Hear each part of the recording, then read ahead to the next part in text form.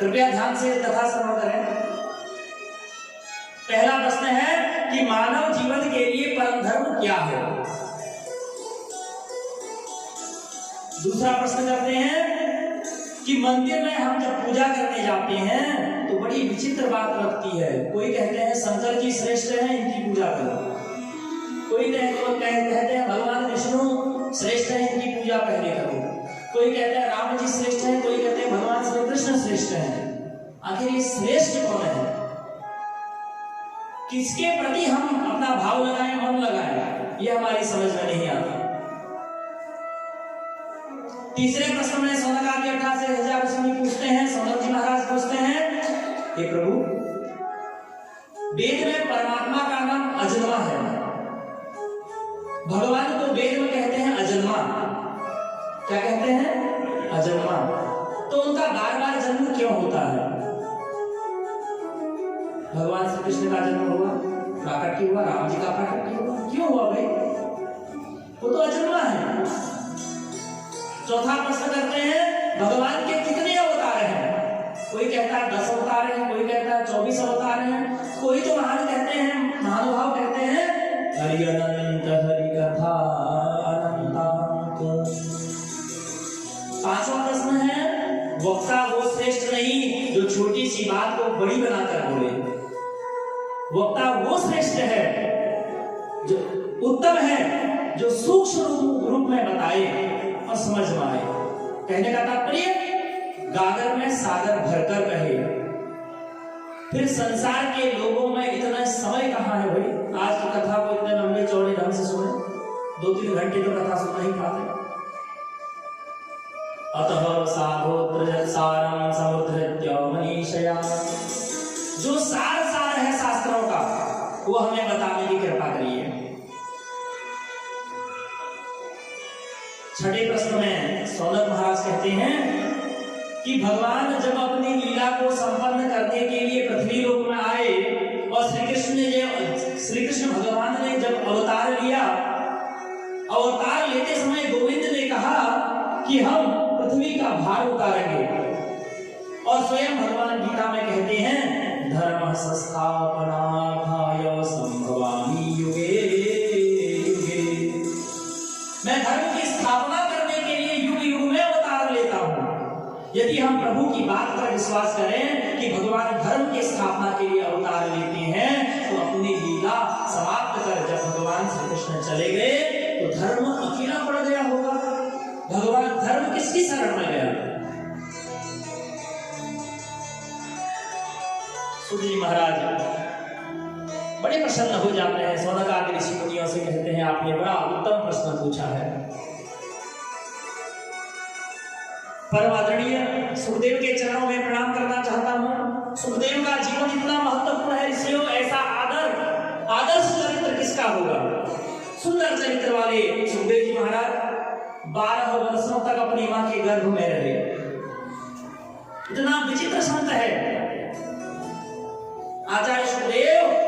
गोलोक धाम में राधा रानी की गोद में सुखदेव जो क्रीड़ा करते थे, किशोरी जी राधा रानी एक दिन कहा उन्होंने कि बेटा सुखदेव, आप मृत्यु लोक में जाओ, जन जन में भागवत की कथा का प्रचार प्रसार करो। सुखदेव ने कहा, माता, संसार में जाते ही माया पकड़ लेती है, इसलिए मैं संसार में नहीं जाऊंगा।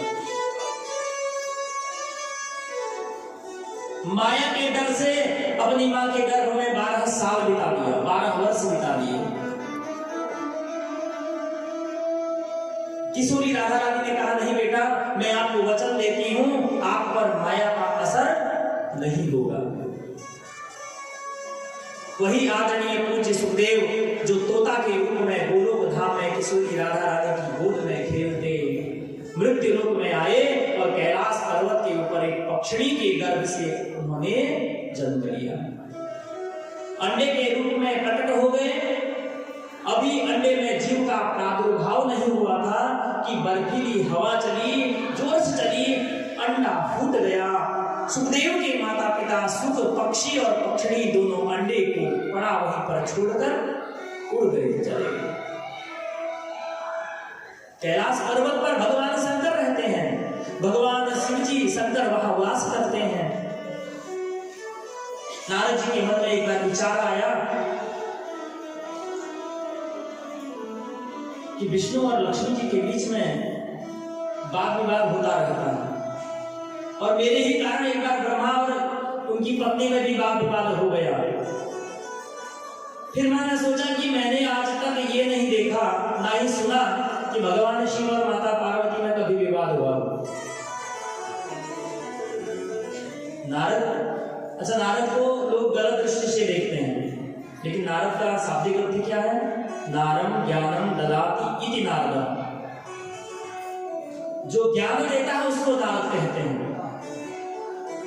लेकिन हमारे बीच में, हमारे समाज में अगर कोई किसी की चुगली कर रहा है तो उसको नारद का नाम दे दिया जाता है, उसका अर्थ कोई नहीं समझता। और नारद मुनि ऐसे देवता हैं जहां लड़ाई होती है वहां सामंजस्यता स्थापित कर देते हैं, और जहां सब परिवार में सामंजस्यता है वहां लड़ाई करा देते हैं।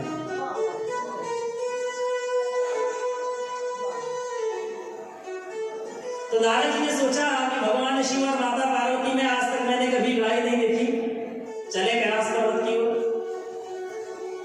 नारद जी वीणा का ताल छोड़ते हुए नारायण नारायण का जाप करते हुए भगवान शिव के निज निवास कैलाश पर पहुंचे। देखा कि भगवान शिव तो ध्यानस्थ हैं, तो उनको मौका मिल गया।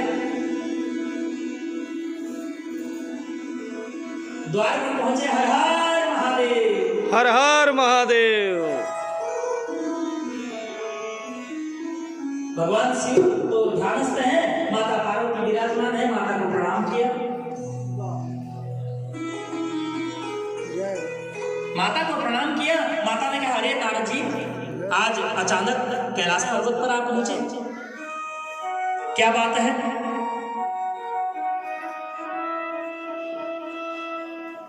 नारद जी ने कहा, हे मैया, इस संसार में प्रेम से बढ़कर कुछ और है? कहा नहीं। कहा विष्णु जी और लक्ष्मी जी में, माता जी में हमेशा वाद विवाद होता रहता है, और मैंने देखा कि ब्रह्मा जी और उनकी पत्नी में भी वाद विवाद होता रहता है। लेकिन हे प्रभु, हे मैया, हे माता जी, आप लोगों के प्रेम को देखना पड़ेगा, समझना पड़ेगा कि आप में और भगवान भोलेनाथ में कभी विवाद नहीं हुआ। माता कहती हैं, पार्वती जी कहती हैं, हाँ बात तो सत्य है। मेरे स्वामी मुझसे इतना प्रेम करते हैं, इतना प्रेम करते हैं ना, कि अपनी गुप्त से गुप्त बात भी मुझसे कह देते हैं। यहां तक कि जो गुरुदेव गुरु मंत्र देते हैं वो भी मुझको बता दिया। कहते हैं गुरु मंत्र किसी को बताना नहीं चाहिए, कहते हैं ना, लेकिन माता जी कहती है नारद जी से, नारद, महादेव हैं, वो अपनी गुप्त से गुप्त बात, यहां तक कि जो गुरु मंत्र दिया गया उनको उन्होंने भी मुझे बता दिया। इतना प्रेम करते हैं, छुपाते कुछ नहीं है। नारद जी ने कहा, अच्छा अगर छुपाते नहीं है तो माता जी एक बात बताइए। कहा, क्या बात है? कहा कि भोलेनाथ के गले में जो नरमुंडों की माला है वो किसकी है, क्या आप बता सकते हैं? पार्वती मैया कहती है, नहीं ये तो मुझे पता नहीं। तो कहते हैं, क्या प्यार करते हैं? यही प्रेम होता है। इसका मतलब आपसे प्रेम नहीं करते हैं।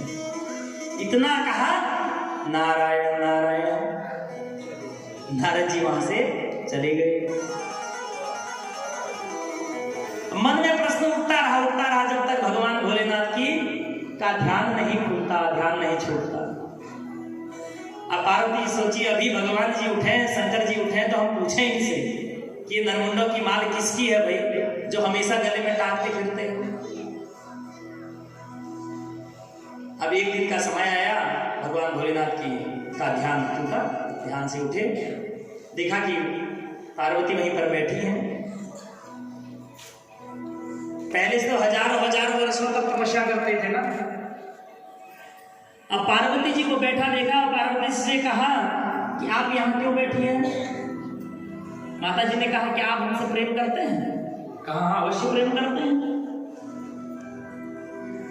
यहां तक कि मैंने अपना गुरु मंत्र तुमको बता दिया और गुप्त से गुप्त बात तुमको बताता हूं, और फिर भी आप कहती हो कि आप हमसे ये कैसा प्रश्न है देवी?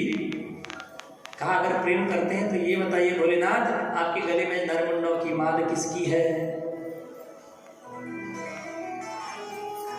भगवान ने कहा अच्छा, तुम जानना चाहती हो ये नरमुंडों की माल किसकी है?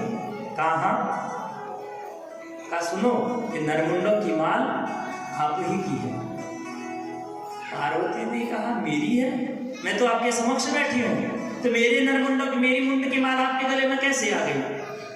और इतनी सारी, एक दो नहीं, इतनी सारी मुंडों की माल। भोलेनाथ ने कहा मैं सत्य बोलता हूँ देवी कि आप ही की मुंडों की माल है। आप जितनी बार अपने प्राण छोड़ती हैं उतनी बार आपका ये मुंड में धारण कर लेता हूँ, उतना प्रेम करता हूँ। पार्वती ने कहा अच्छा ये बात है, लेकिन मेरे समझ में नहीं आई कि मैं बार बार प्राण छोड़ देती हूँ, आप कभी प्राण छोड़ते नहीं हैं, ऐसा कैसे हो सकता है? पार्वती कहते हैं मुझे बार बार मरना पड़ता है, वास्तव में प्रेम किए होते तो औषधि आप मुझे भी पिलाते। आप कौन सी औषधि पिए हैं जो आप अभी तक जिंदा है और मैं बार बार मर जाती हूँ, बार बार पुनः जन्म लेती हूँ? भगवान कहते हैं मैंने औषधि पी है। कहा कौन सी औषधि है भाई? भगवान कहते हैं मैंने श्रीमद् भागवत महापुराण का पान किया है, ये औषधि पी है।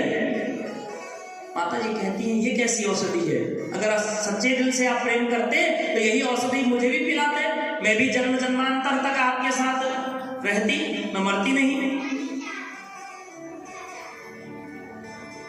भगवान कहते हैं उस औषधि को पीने में बहुत नियम का पालन करना पड़ता है। माता कहती है कौन सा नियम है? ऐसा कौन सा नियम है जो संसार में आप कर पाए और हम ना कर पाए भाई? कहते हैं कि वो औषधि और कुछ नहीं, श्रीमद् भागवत महापुराण का पान करना होता है। बड़ी कठिन परिश्रम है उसमें। पहला परिश्रम है जो कथा हम सुनते हैं वो सन्मुख होकर बैठकर सुनते हैं, वक्ता के समक्ष बैठकर कथा सुनते हैं। आमने सामने होने चाहिए कथा श्रोता, वक्ता और श्रोता। दूसरी बात, कथा के बीच में उठना नहीं होता है। पार्वती जी को भगवान शंकर समझा रहे हैं उठना नहीं होता है, अगर उठोगे तो कथा खंडित हो जाएगी भाई। और व्यर्थ में बीच में बात नहीं करनी होती है, कथा को ध्यान से सुनना होता है, बोलना नहीं होता है। अगर बोलोगे तो भगवान का नाम बोलिए, जय श्री कृष्ण बोलो, और कुछ नहीं बोलना होता है। तीसरी बात, कथा में सोना नहीं होता है। अगर निद्रा आ गई तो हम जो कथा कर रहे हैं उसमें कौन सा भाग छूट जाए आपको सुनाई नहीं देगा, सो गए तो सो गए। देवी भगवान कहते हैं जब मैं वो कथा सुनाता हूं तो नेत्र बंद करके सुनाता हूं। अब आप आगे क्या कर रही है मुझे पता नहीं, क्योंकि मैं भगवान की मूर्ति हृदय में स्थापित करता हूं, मेरे नेत्र बंद हो जाते हैं और मैं कथा को सुनाते रहता हूं, बीच में उठता नहीं। माता जी ने कहा ये कौन बड़ी बात है, नहीं उठूंगी, नहीं बात करूंगी, केवल कथा। मैं जो औषधि आपने पिए हैं प्रभु वही औषधि मुझे भी पिलाओ, चाहे कितना ही परिश्रम करना पड़े, मैं कर लूंगी। भगवान ने कहा ठीक है, लेकिन एक बात है, जब मैं कथा करूं तो बीच में ओम का उच्चारण जरूर करना। अगर ओम का उच्चारण नहीं करोगी तो मुझे कैसे मालूम चलेगा कि तुम कथा सुनने बैठी हो? मेरा परिश्रम व्यर्थ चला जाएगा। कहा ठीक है, ओम का उच्चारण बार-बार करती रहूंगी। आज भगवान कथा की शुरुआत करते हैं। माता पार्वती समक्ष बैठी हैं श्रोता के रूप में, भगवान शिव वक्ता के रूप में बैठे हैं। भगवान शंकर ने कथा प्रारंभ की, माता जी कथा श्रवण कर रही है, नेत्र बंद हो गए भगवान शिव के, कथा प्रारंभ हुई। 1 दिन 2 दिन बीता, माता पार्वती बीच बीच में ओम का उच्चारण कर रही है। वो जो अंडा वहां पीछे पड़ा हुआ था, धीरे धीरे कथा के प्रभाव से वो अंडा फूट गया, उसमें एक सुत निकला, तोते का बच्चा। जैसा हम बोलते हैं, सुकेन कीरेण भासितम, जो हम बोलते हैं वही सुख बोलता है। अगर कोई किसी घर में तोता पला होगा या सुना अनुसार उसी को उच्चारण करता है। तो माता जी की बात सुन रहा था, ओम का उच्चारण सुन रहा था। भगवान शंकर जी को कथा सुना रहे थे, इतना तो नहीं बोल पाता, वो बच्चा था। तो माता ओम का उच्चारण कर रही थी, वो सुन रहा था। अब 3 दिन बीता, 4 दिन बीता, 5 दिन बीता, ओम का शब्द उच्चारण करना तोता को सुन को आ गया। आज 5 दिन हुआ, माता जी को निद्रा ने घेर लिया और निद्रा देवी आई और माता जी वहीं पर सो गई। अब भगवान शंकर जी से कहते हैं, देवी पार्वती, जब श्री उद्धव जी को पता चला कि प्रभु श्री कृष्ण अपनी लीला को समाप्त करके जाना चाहते हैं, तो उद्धव ने आकर श्री कृष्ण के चरणों में प्रवेश प्रणाम किया। योगेश योग विन्यासः, आप योग के स्वामी हैं, योग के अधीश्वर हैं। बताइए त्याग क्या है, वैराग्य क्या है, संन्यास क्या है, ज्ञानमय प्रसंग। जब उद्धव जी ने पूछा, इतना कहाई था 5वें दिन, 6ठे दिन, उसी समय सुनते सुनते माता पार्वती को निद्रा आ गई। 5 दिन से सुन रही थी कथा, शरीर में कभी कभी थकान हो जाती है, तो पार्वती माँ को झपकी लग गई और वो सो गई। लेकिन शिवजी तो नेत्र बंद करके कथा सुना रहे थे। उन्हें नहीं पता कौन सोया, पक्षी ने देखा माँ सो गई है, और माँ जब सो गई तो पक्षी वहां पर ओम का उच्चारण करने लगा। भगवान शिव ने सोचा, माता जी पार्वती अभी देवी जो है जग रही है, कथा श्रवण कर रही है। धीरे धीरे कथा पूर्ण हो गई। जब पूर्ण हो गई तो भगवान शंकर जी ने अंत में समापन के दिवस जोर से भगवान श्री कृष्ण के नाम का जयकारा लगाया। बोले कृष्णचंद्र भगवान की जय। जब हम जयकारा लगाते हैं तो सोया हुआ व्यक्ति भी उठ जाता है। यहाँ पे कई लोग होंगे तो सो जाते होंगे। उसी समय पार्वती जी उठी, माता जी उठी। माता जी ने देखा है कथा समाप्त हो गई, कथा का समापन हो गया। भगवान शंकर जी ने कहा, हाँ कथा का समापन हो गया भाई, 7 दिन हो गए कथा श्रवण कराते कराते आप कहाँ थी? इसका मतलब आप कथा नहीं सुन रहे थे। माता जी ने कहा, मुझे निद्रा आ गई। तो भगवान शिव ने सोचा, अगर आपको निद्रा आ गई थी तो ओम का उच्चारण कौन कर रहा था? हम दोनों के अलावा ये औषधि किसने पी? अगर सभी जानवर हो गए संसार में तो कैसे पृथ्वी प्रगति चलेगी? भगवान शंकर को क्रोध आ गया, अपना त्रिशूल का आवाहन किया। त्रिशूल आया, देखा इधर उधर कोई मिला नहीं, देखा कि एक डाल पर एक शुक बैठा है, तोते का बच्चा, वही बार बार ओम ओम का उच्चारण कर रहा था। भगवान शिव को क्रोध आया, अपना त्रिशूल लिया, शुक को मारने दौड़े। शुक ने देखा कि आप मेरा अंत समय आ गया। भगवान स्वयं मेरे पीछे त्रिशूल लेके भाग रहे हैं। आगे आगे शुक दौड़ता भागा, पीछे पीछे भगवान शिव भागे। शुक भागते भागते उड़ते उड़ते कैलाश पर्वत से पृथ्वी